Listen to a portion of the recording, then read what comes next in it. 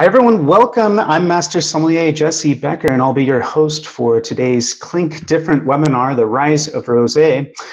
Before I introduce our expert panel, I wanted to tell you about the Clink Different Academy. The impetus behind Clink Different is to get people thinking differently about the wines of Germany and Bordeaux.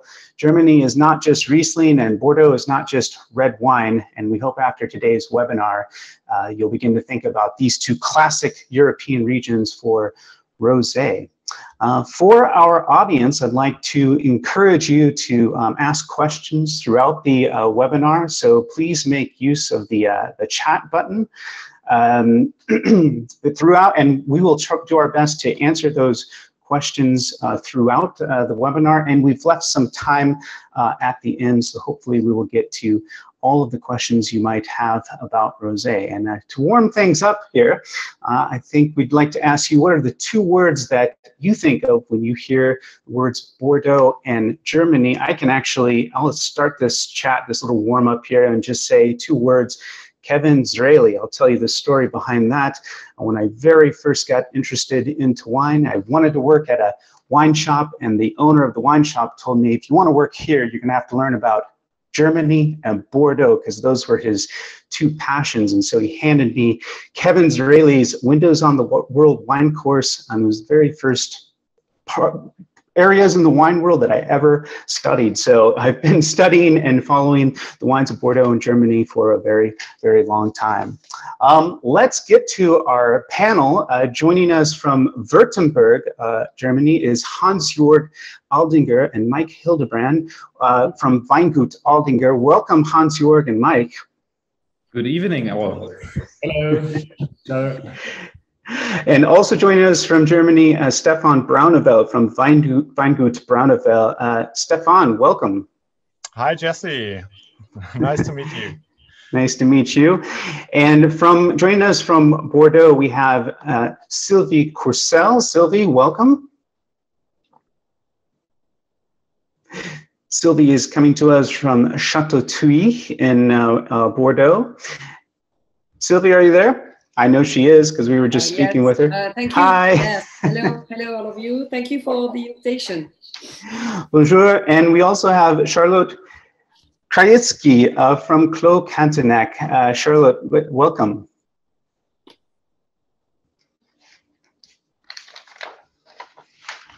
Charlotte, are you there? Welcome. I just saw her, so I know she's with us. We're all here to speak about rosé, and while I'll be guiding this discussion, I'll be asking our panel to do most of the talking today, and we'll be covering the topics that you'll see on the next slide coming up here.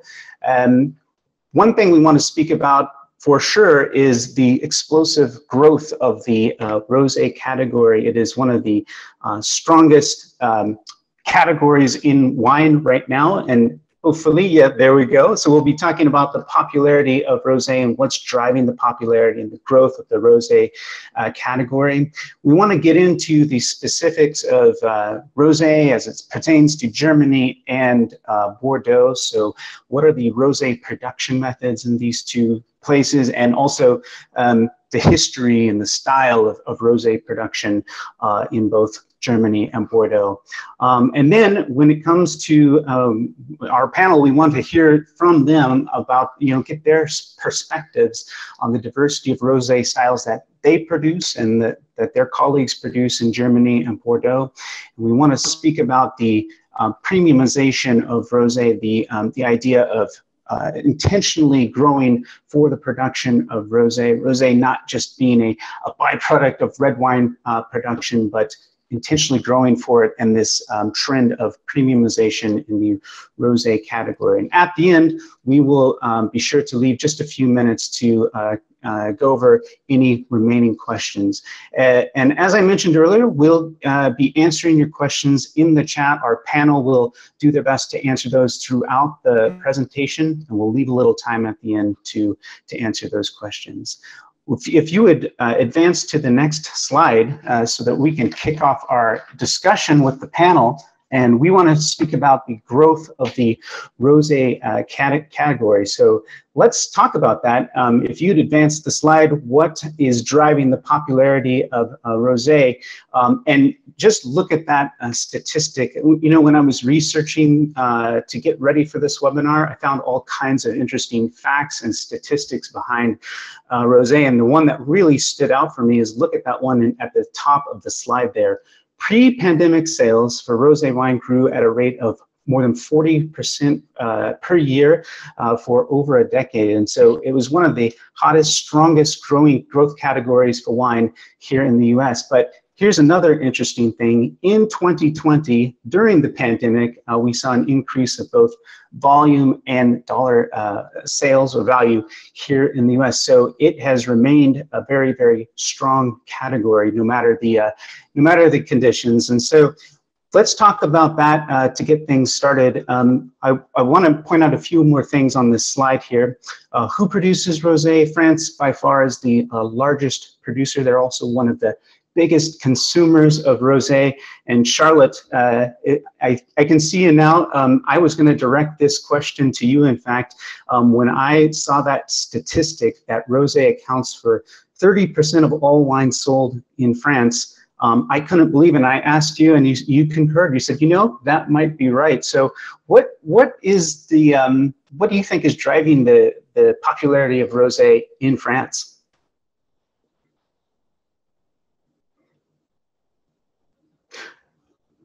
Charlotte, are you with us? I can also, if she can't hear me, I can. Can you hear me now? Yes, hi, hello. Oh, sorry about that. I'm using a borrowed computer today, and I actually ended up signing on my phone because it's not worked out for me. I'm very sorry. It's no problem. I was actually I remember the other day when I asked you about that statistic that rosé accounts for 30% of all wine sold in France. You said, you know, that actually might be right. What do you think is behind that? I think, I mean, obviously Provence is in France, and the French are very, very patriotic when it comes to eating and drinking their own produce. So I think the fact that so much rosé is produced in France is a big factor into it. The French love to drink, that be at lunchtime as well, and throughout, especially lunch, which rosé is a perfect drink for, and an aperitif in the evening as well. And I think when you go to many ski resorts, you see people during the middle of winter up in the mountains, sat outside in the snow with a glass of rosé in hand. And it just seems to fit so perfectly as well. Rosé for me is a drink that really can be drunk all year round in all sorts of different social environments, meals. It can pair well depending on the style as well. So it's a very versatile wine. And I think the French have really embraced that from the beginning. Possibly the reason why they're drinking so much of it. Well, and I think the same sort of trend is true in Germany. You can see on the statistic there that in Germany, the proportion of rosé wine increased to 13% 10 years ago. And this is a percentage of total output of wine. It was 9.7%. And Mike or Hans-Jörg, I thought I'd ask you about this. I read a statistic that it's really the younger generation that's driving the growth of the rosé category in Germany. Would you say that's true? Is it the millennial generation or Generation Z that's really driving the growth of the rosé category in Germany? We would say that it's more so that the younger people has with rosé a nice entry-level wine. Yeah, before it was often so that they started with white wines, which have a little bit of residual sugar. But nowadays, with this bit more modern style of rosé, which is a bit lighter, which is slightly fruit-driven, they got a really nice entry thing. And it's not complicated. It's often a bit, you don't have to think about so much, and it's really drinky. Yeah? So I think this is one point why younger people actually started with rosé. But afterwards, after a few years, yeah, they're going up to a different kind of wines. Yeah, maybe then to a dry Riesling or so. So, yeah. Yeah, and I was looking at it was actually an OIV study of the rosé market and who's drinking rosé and breaking it down into different categories and demographics. And one thing I thought that was really interesting, Sylvie, I wanted to ask you about this, is that in France, when it comes to rosé, it's not really so much a specific age group or gender or even region in France. It's really everybody. And it sort of occurred to me that rosé is really just a part of French culture, isn't it? Yes, and to be very honest, when the popularity of rosé started, I think all the many winemakers thought it was just a trend period, it was just a fashion. But now we can see that the consumption of rosé is really integrated to the French culture. And it's not a question of fashion anymore. Now we know that many French people they enjoy rosé during, as you said, during all year long. Even if I think there's still a seasonal period focused on summer, but we do drink rosé all year long. Yeah, and that's something I was going to also ask Stefan about. Actually, Ophélie, if you would advance to the next slide. This is something we have in the US. I see this everywhere. People with t-shirts on, rosé all day. I think maybe there's some marketing that's driving the popularity of rosé here in the US. It's also true that we're starting to perceive it as it's not just a patio pounder or as something that we drink specifically in the summer, but we're drinking it all year round also, and with food. And so these are some of the trends that I'm seeing here in the US. And if you would advance that slide just to the next one here, Stefan, I wanted to ask you about these things. Year-round consumption, I know it's something that is happening here, that we're starting to drink rosé, not just in the summer, but year-round. Is it also true in Germany? I think it's two things. So the one thing is that it seems that we have summer the whole year, and maybe this could be interesting if there is a difference between North and South USA. I don't know, because our summer is getting longer with the climate change. So that's maybe one point why we drink a bit more rosé. But I'm absolutely with you. People drink rosé the whole year, and I don't say that it's only for lunchtime. I think we see that we have restaurants and they use rosé wines for the appetizers or for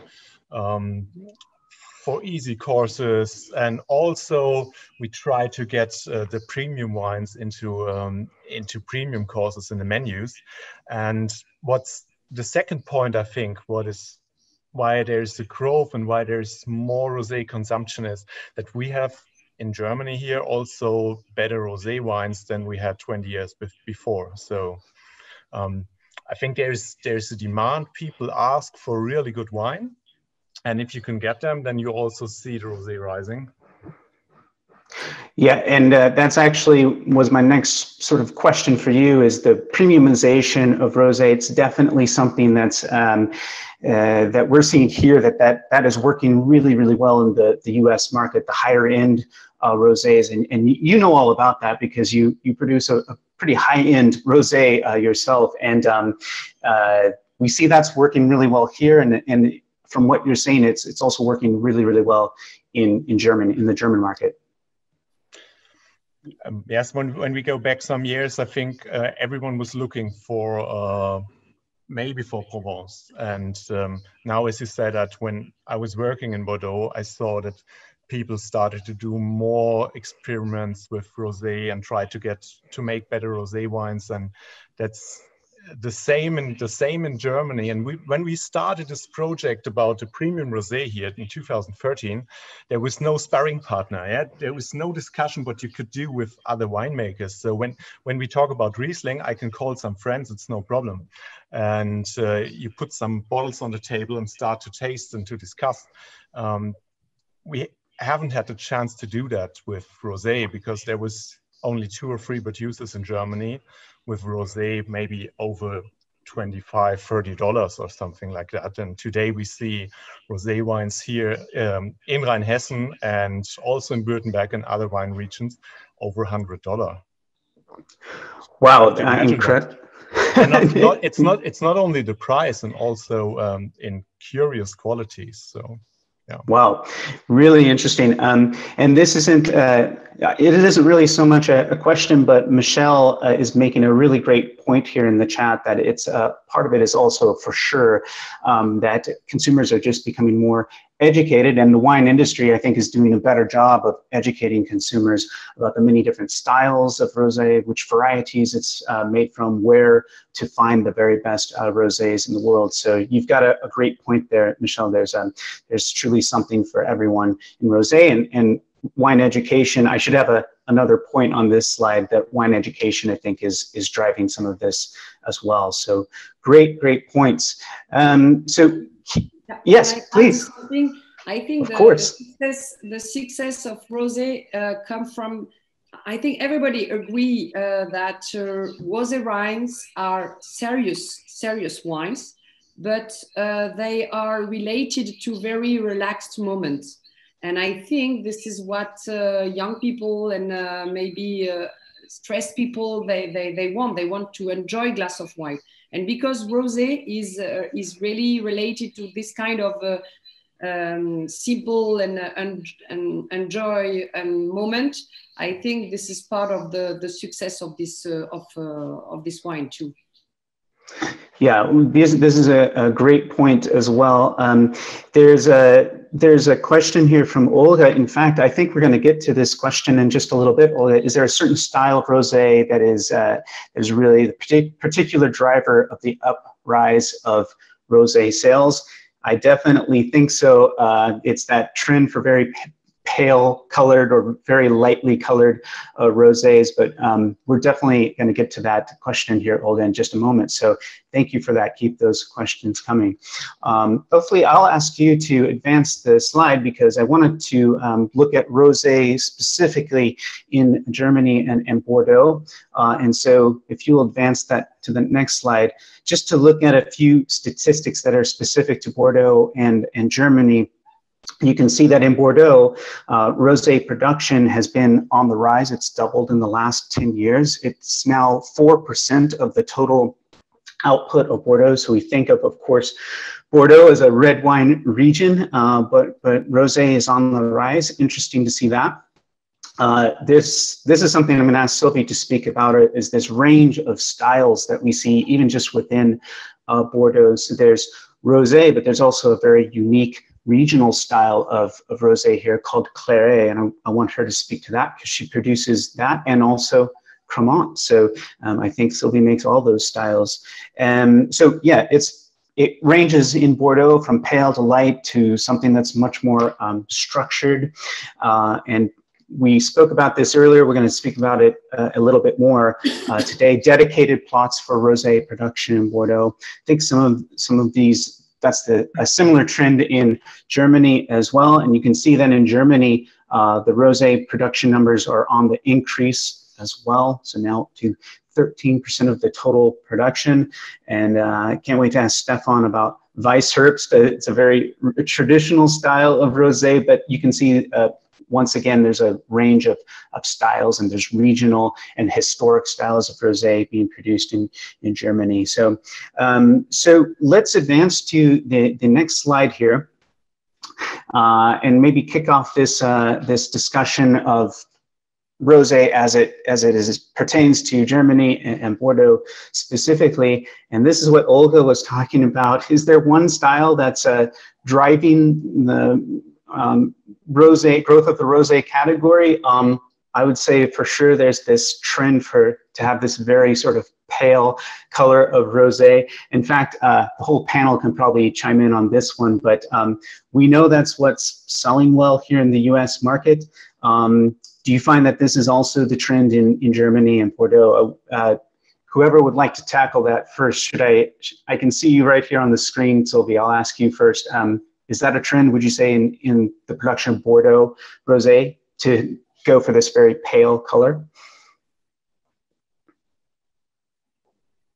So for Germany, yes, I would say that we see this trend maybe in those premium wines, but we also.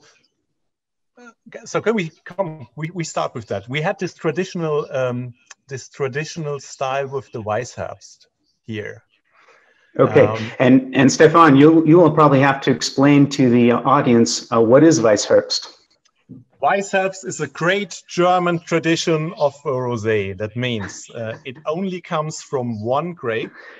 Most times it has been a byproduct. I think that's what you can say, what all the winemakers did. And today Weissherbst, Weissherbst is, people say it's a very high quality because it only comes from one variety. It's not a blend, and it has this really light color. So normally it's the idea of your pale trend, if you can say that. This is Weissherbst, but we see in Germany, and I think the colleagues from Württemberg, they will agree that Weissherbst is really a dead category in Germany. The problem is that here in Germany, in the mind of the consumers, Weissherbst is very easy and it's always sweet.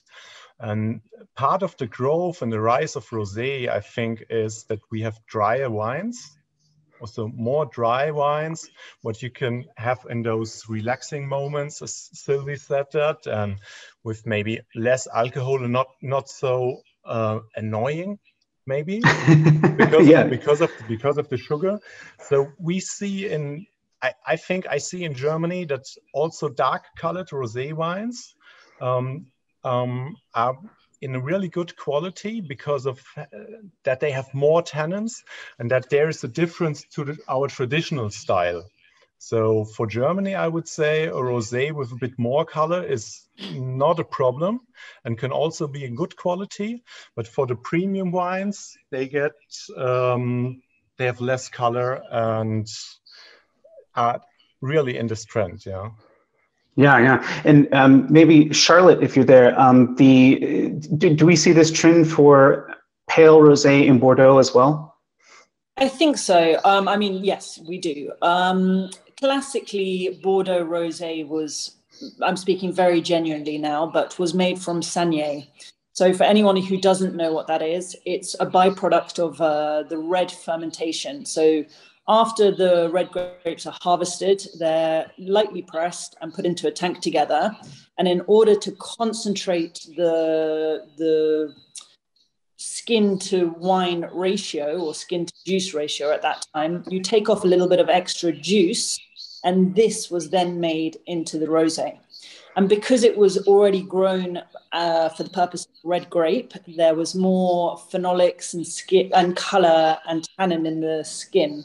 So it tended to be quite darker, a little bit more phenolic. And in order to counter those phenolics, they would leave a little bit of sugar in the wine to make it, to bring that freshness to it. Now that what rosé wine has become so popular and this trend is growing and growing, you're seeing a lot of people in Bordeaux who are now purposely growing grapes for rosé. After the harvest, they're pressing them and taking away the grapes immediately and fermenting it as if it was white wine. And therefore, we can be a lot more precise with the amount of color that we actually extract from the skins than the old sort of original method of making rosé in Bordeaux.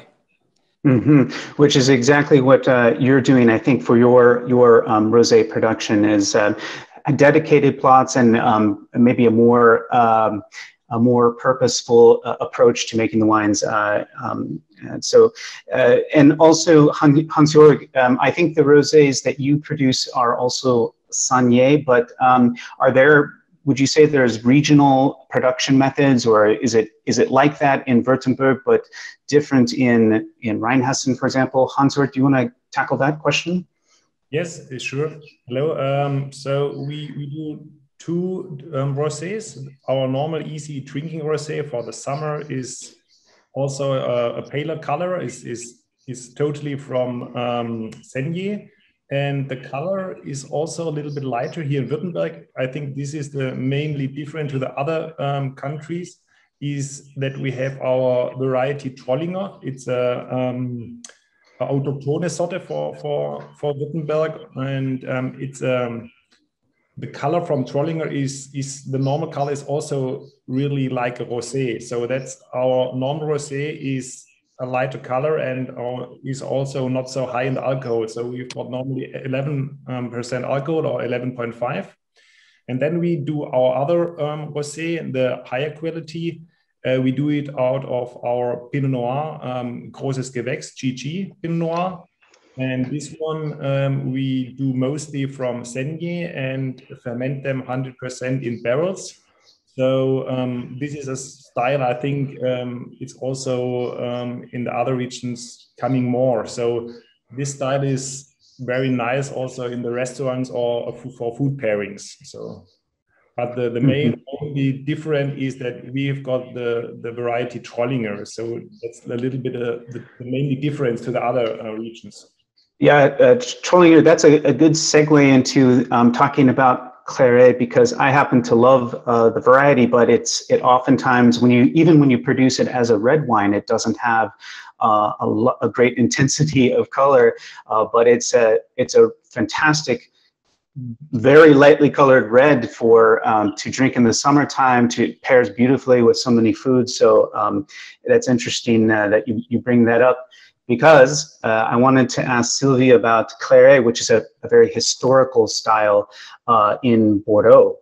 Sylvie, if you're there, would you speak about Claret? Explain to the audience what that is. So I don't know if you can see the color. This is the kind of rosé wine we produce, and this is Claret wine. So this is very contemporary rosé and a very historical and traditional rosé.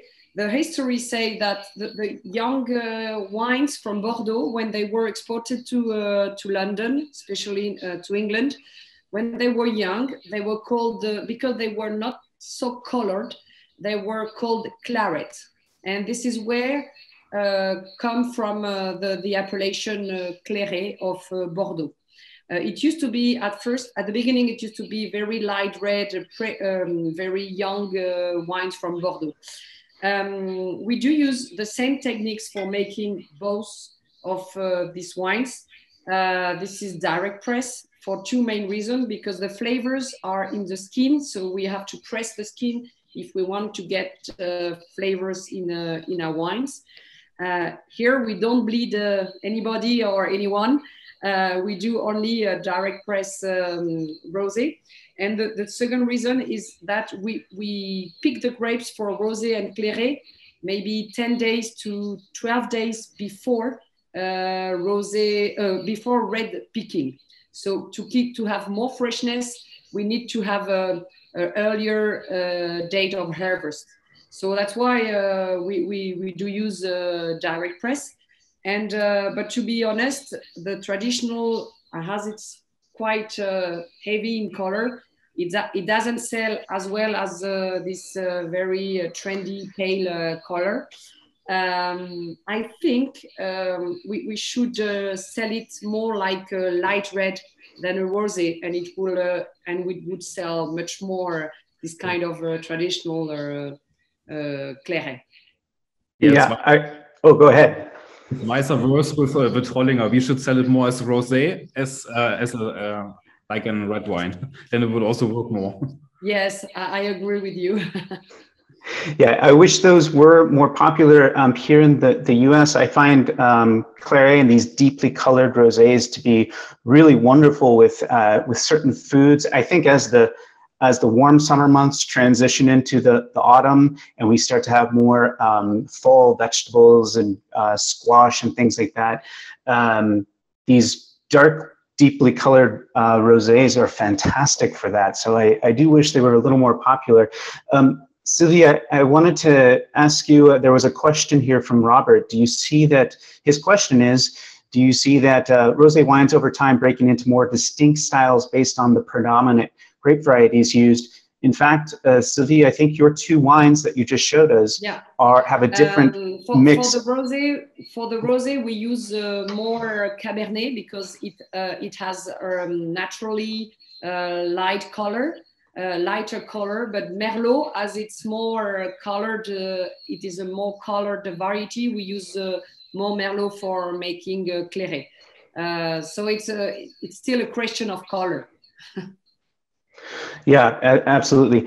And then let me see. Somebody had a question here. I want to bring this up because, yes, it's from William. He's speaking about, we have this wine here in the U.S., White Zinfandel. I'm sure you've heard of it. But did it really hurt the image of rosé here in the U.S. for many years? I guess actually that's not a question. That's a statement. And I think it could be true. And Stefan, you mentioned how the traditional style of Weissherbst was a sort of sweet wine, and it sort of gives this impression to the market for a very long time that, oh, rosé is sweet. We had the same issue here with White Zinfandel. Ophélie, would you mind advancing to the next slide? We want to get our producers' perspectives on the wines that they produce, sort of how they fit into the rosé styles that their colleagues are producing in Germany and in Bordeaux. So we'll move on to the next slide here. And I'm going to ask really specifically Hans-Jörg or Mike to speak about the rosé wines that you produce. And Sylvie, the same to you. This diversity of styles across Germany and Bordeaux, but really specific to what you do. Hans-Jörg or Mike, can we start with you? Yes, sure. You see on the left side our Benz Rosé. It's the Rosé Cuvée. We do it also from Saignée. And it's interesting that Sylvia says that they press the rosé early or pick the rosé grapes earlier for the acid and for the alcohol. So in this rosé is a lot of from the Trollinger inside. That's why the alcohol is not so high. So we can do a Saignée because the variety has lower sugar, and so we have got a lower alcohol, and we have a freshness from the variety. And this is our rosé for every day, we call them, and the people drink them in the summer often, but it's like you says also over the whole year, also in the winter. And on the right side with the blue label, it's our Pinot Noir Reserve Rosé. The idea comes from my brother Matthias. When he studied in South Africa, they were diving after crayfish, and they were on the sea and made a braai. And they says, "Wow, what we drink to this crayfish?" And they say it's a Chardonnay, but maybe we can open a bottle of rosé. But the rosé they don't like it, so he comes back to Germany, and we are thinking about this, and we says, let's start and make a heavy or a nice rosé for fish, for food pairings. And we started with 2 barrels from the Pinot Noir, press them, put them in the barrels, and leave them for 1.5 years in the barrels. So we ferment them, or we in the cellar like a Chardonnay. And every year there comes new customers who like this wine, and mostly of them is in the restaurants. And what's also really nice when you make a rosé like this is it's really nice for aging. So when you open a bottle after 6 years, it's like a Chardonnay or Pinot Blanc. When you open it after 5-6 years, so it's really nice to age them also. Hans-Jörg, since I have you, Trecaire, I hope I'm pronouncing your name correctly, but they're asking about, and this is something that's on all of our minds right now, but is climate change, global warming, is it affecting the varieties that you're planting, the grape mix of varieties you're planting for the production of rosé, and in general, are you changing what you're planting and what varieties you're working with at Aldinger? Yeah, we in the history, our father he likes also Bordeaux wines, and he starts blending Merlot and Cabernet. But we know there are better Merlots and Cabernet on the world than in Germany. So we only plant in the red varieties Pinot Noir and Lemberger. Lemberg. In Germany, it calls Lemberger. In Austria, it calls Blaufränkisch. And this is also a typical variety for our area. So in the reds, we only plant these two varieties, Pinot Noir and Blaufränkisch. And so our Trollinger in the history, the Trollinger was in 1 liter bottles, and it was for the daily consumption. And these Trollinger, the people who drink the Trollinger getting older, and the young people like the Trollinger more in the rosé, like the Trollinger pur. So Trollinger is also a variety we keep them, but mostly for rosé. Interesting stuff. Sylvie, let me ask you, there are some newly approved varieties. I know they're just experimental right now, but in Bordeaux, there's been some newly approved varieties that could be planted for the production, or right now, it's just Bordeaux Superior, but that's a sure sign that, that you're seeing different varieties or adjusting, at least Bordeaux is thinking about adjusting for climate change. Yes, for white and red, I think with the global warming, we will have to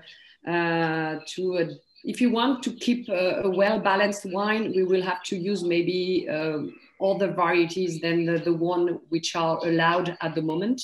So we're very excited about experimenting those newer varieties.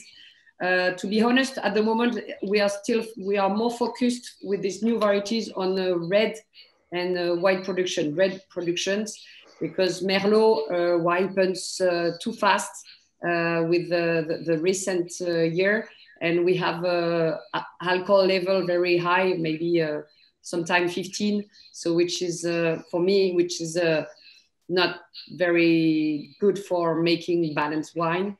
But yeah, why not experimenting them for rosé as well? But for the moment, we will experiment them more for red or white. Yeah, and we also already spoke about your wines, the production methods behind them, and the grape varieties that go behind them. And you did mention that your rosé is outselling the claret by a lot, it sounds like. But just to bring it back to something I happen to love, I love claret, and I think it's such a wonderful wine for the table and for food. So I keep speaking about it and keep promoting it, and I hope people I hope people venture out and try it. If you could advance to the next slide. I wanted to speak with Charlotte and Stefan about this this trend of premiumization in rosé, because it's something that if you look at the statistics and the sales numbers, it's something that's working really, really well here in the U.S.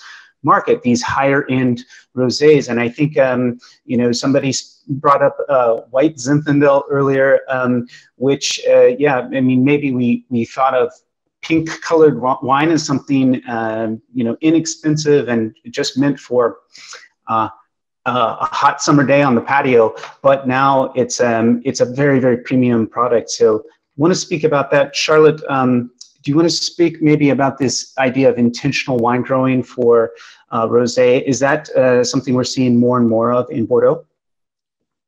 Yes, like the whole production of rosé, producers are really starting to think about, from the very beginning to the end of the process, how they can make a premium style wine. So for us, Clos Cantenac is a Saint-Emilion based property, but there is no rosé that is within the Saint-Emilion appellation. So we automatically declassified, and we found a piece of vineyard on the terroir of the Entrée de Mer. And it's on a limestone plateau, which works very well for rosé, because even in a hotter year, the limestone helps to retain a good acidity within the wine. So that was the very first piece of finding the right terroir to fit the wine style. After that, we've invested in a inert press, so it's all direct pressing, but this inert style press means that there's no oxygen ingress throughout the entire press process. When the press bag deflates, the press itself actually is filled with nitrogen and inert gas. So that means the whole thing is done without oxygen, which really helps to maintain the aroma and fruit profile within the wine as well. So it's not just, I mean, every single step is now being really considered into how we can make the best possible wine. Whereas originally, I think rosé was a bit, never a joke, I don't want to say that, but it was always a second thought for a lot of winemakers. The red wine came first, and after the white, and the rosé was, you know, what was left over. But now all the way through the process, and we are doing some interesting things, I think, as well. We make two styles of rosé, the exuberance, and the second wine is the elegance. Both of these wines in different capacities. We focus a lot on maturing on the lees, so that's the dead yeast cells which fall to the bottom. The exuberance is fermented in about 30% barrels, so we can do a lot of lees integration in the barrels. And then the elegance we do in a concrete egg. And the idea behind the egg and the concrete is that there's some thermodynamics that come into place. And as the wine moves to the top, because of the thermal dynamics, it has nowhere else to go because of the shape of the egg. So it actually ends up coming back down, and it pushes the lees into suspension through the wine. And by doing this and integrating the lees, following on the conversation which we were having earlier, you make a wine that's more interesting texturally in the mouth especially, and something that can really hold its own with food. And straight away you're entering into a whole new category of wine, which is of rosé wine, which is more complex, interesting, textural on the palate, and becomes something that is, you know, worthy of a great conversation and worthy of great food to go with it. Charlotte, since we're speaking about winemaking here, William is asking about malolactic fermentation. Is it a common practice with modern rosé production?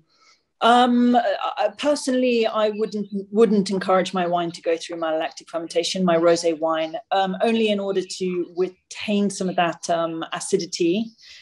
If I'm being totally honest, I've never checked my rosé wines to see if they have gone through, but I sulfur them relatively soon after the fermentation process is finished, wait maybe 1 or 2 weeks. So I would imagine no, and I think it's probably a good thing to retain some of that malolactic acid, because it does keep the freshness into the wine as well. Before I move on to Stefan, I want him to speak about their rosé that he produces. But in the L'Exuberance rosé, what is the blend? Both the wines are in fact 100% Merlot. And that's us being on the right bank of Bordeaux. We are predominantly Merlot, and we like to do things a little bit differently. With the purchase of the inert press and the vineyards that we had, we can be very, very precise with our pressing and to extract as little color and phenolics as possible. Because I think Sylvie is right. A Merlot does tend to have a more color than a Cabernet Franc. So it's not generally the variety that people would assume to make a Merlot out of.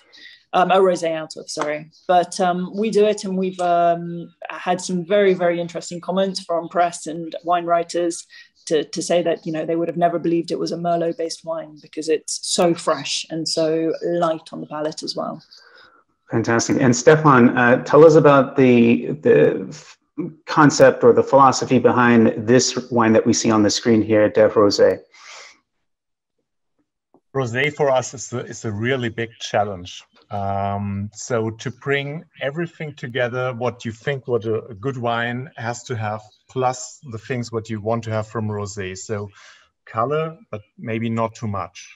And then tannins, but not too much. So that you always have the balance, and it's you have fruit on the one side, but on the other side you have the character and deepness and precise fruit. This is really been so in our mind, this is really hard to bring that together, because we know how it should taste, but sometimes the weather conditions and the varieties and the harvest is different. So what we wanted to do here is we wanted to get rid of those Weisherbst things. So forget white sin and forget the Weisherbst.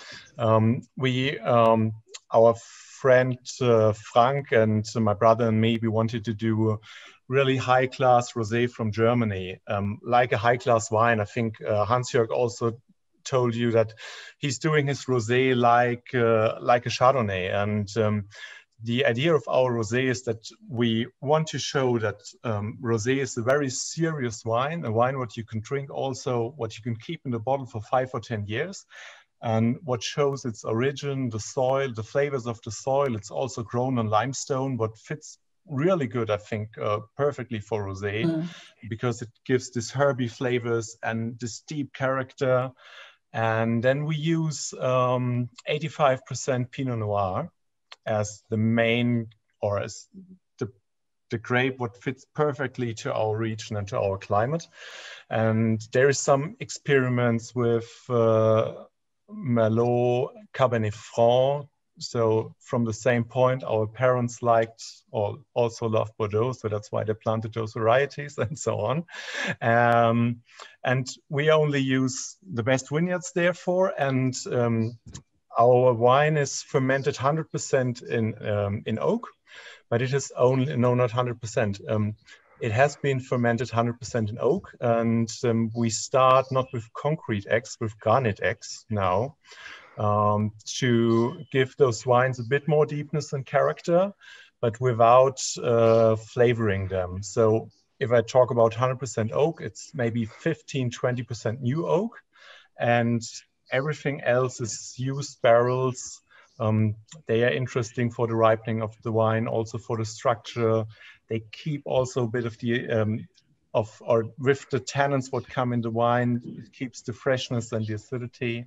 And so the idea is character and serious wine in a rosé color and style.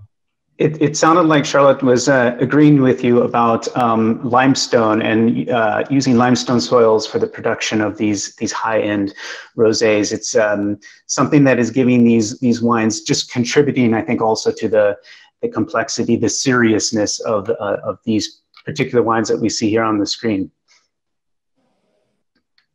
Yeah, it's exactly that. The terroir is the most important thing, and we can talk about every single wine in the world.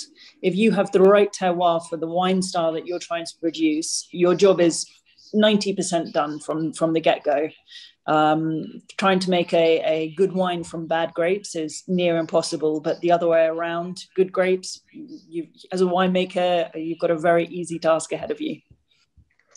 And since we're still speaking about wine making, Robert had a question here about the residual sugar levels in rosé. I'll ask maybe both of you, Charlotte and Stefan. Are we seeing the standardization of sugar content in rosés? I think we don't really see anything mentioned on the label in either Bordeaux or Germany, but are we seeing sort of a standardization of the sugar content in rosé? I can't speak more generally than my personal experience, but in Bordeaux, under 3 grams per litre is considered a dry wine for rosé style. And we've only ever made a dry rosé style. After that, there are different brackets from semi-sweet to sweet and etc. But I think, from my opinion, that the style the market is driving is going more towards a dry style of rosé, at least from my personal experience. Mm-hmm. Stefan? The same was what I think. So we have those sweet and semi-sweet wines in Germany for sure, but the success of rosé is driven by dry wines and also by more premium wines, what we see. And so I really don't know what is sugar. So this rosé is, we have, I think, 0.7. This is what you can measure out in the laboratory, but it's not the idea that there is sugar in the wine. it's the same with if you have high quality wines. So you need the perfect soils, and if you have perfect wine, then it doesn't need sugar as a dry wine, I think. Yeah, and this is, I think, these very dry, that's actually, Stefan, bone dry, what you're describing there, but this is also what makes it pair so beautifully with food. And if you would advance the slide, I wanted to finish here on a few just sort of ideas about rosé, the sort of conviviality behind it, but we always think of it as the ultimate summer wine. Of course, it still is. I mean, we love it for picnics and drinking in warm weather, outdoors or at the beach. But I happen to think rosé is fantastic even in the winter months. I've had experiences where it's like the après-ski wine, and you're drinking it in the snow, and there's just something fantastic about it. You just keep the bottle right there in a bank of snow, and it stays nice and cool and fresh. So, and then if you'd advance to the next slide. Just some thoughts I have about pairing rosé. I mentioned earlier that I happen to really love claret in the fall months, especially with sort of autumn or fall vegetables and squash and things like that. But I find rosé works so well with so many different cuisines and styles of food. Incredible with Asian cuisine, but also it's especially when we're talking about these serious styles of rosé, it belongs on a Michelin-starred table as far as I'm concerned. So I wanted to get thoughts from the panel on how you like to drink rosé and what you like to pair with it. Let's Sylvie, start with you. Yes, I love pairing the claret with spicy food. You were talking about Asian food, but I think claret with the light, very light structure matches pretty well with the spices. And for rosé, of course, at the aperitif, I drink more rosé during summer, to be honest, with maybe shrimp or something very fresh, or a plancha of vegetables. It goes very well. Also, a glass of rosé. But definitely, claret with spicy food is a good match. And Hans-Jörg or Mike, how do we drink rosé? I think it's a bit depending on how you cook something or so. So I would say it's always a bit different. Yeah, if you have a bit, let's say, lighter food, which is not that much flavor, which is a bit easier, and or like a salad or something like this, I would always go more to an entry level rosé. Which is still dry style, but a bit food driven. And if you have a bit more complex aromas, if something it's like maybe food is a bit fermented or you have smoked aromas, I would always go a bit more to the serious stuff, which that you have something which can compete a bit against each other. Yeah, we had before the tasting starts, we had sushi, and it was really nice to see. Okay, if the fish comes was a bit more fatty. The rosé reserve fits a bit better, so the serious one. And if it was a bit lighter, a bit fresher, maybe with some vegetables in also, the Benz rosé fits better. So it's a bit depending then. Yeah, it's like also to the question which comes up from, I don't know from who it was before, if the pairing is driven by the writer. I think it's a bit more depending on residual sugar and on the style of the rosé, not only on the grape variety. Mm-hmm. Charlotte, I'll ask you the same question. How do you like to enjoy rosé? All the time. Rosé all day. Honestly, I think there are so many different styles out there nowadays that you can be paired with so much. For me, it's almost a perfect summer lunchtime meal with whatever is on the barbecue or thrown together. Even with a light white meat or light poultry as well. It can be very, very nice mix. And I'm following the chat a little bit. I'm seeing some Tex-Mex Mexican style food. I think anything with spice like that could go, especially shrimp taco or fresh shrimp and fish, something like that. I can imagine that going very, very well together as well. And Stefan, it sounds like your rosé would work really well in Texas. What do you like to drink? What do you like to eat with rosé? Wrong question. I wanted to say with friends, but not a perfect answer. My grandfather is growing a lot of zucchini here, and we love to only take them on the barbecue in summer. And I think really intentional rosé you can also have with it's a lot about fish, yes, but you can have it with surf and turf, so also with a bit stronger meat with some smoky aromas from the barbecue. That would be my opinion with the zucchinis of my grandfather. Sounds perfect. Well, the chat box has been really active throughout the webinar, and so hopefully we've gotten to all those questions. If there's any additional questions, feel free to type them into the chat, and we'll try to answer them before we sign off. I want to thank the panel, Mike, Hans-Jörg, Sylvie, Charlotte, and Stefan for this great discussion about rosé in Germany and in Bordeaux. We will be sending everyone a survey after this, so we would love it if you would fill that out for us. You will receive a digital badge saying you've attended the webinar, but we really want your feedback, so please fill out that survey, and if you do that, you'll be entered into a VIP drawing for a VIP seminar later in the year. It's just for 2 people. There will be wines sent to you so you can taste along during the webinar. So it's definitely worth filling out that survey. And I also have to mention my really good friend here, Laura Williamson. She will be hosting the next Clink Different webinar on August 11th. It's Market Watch.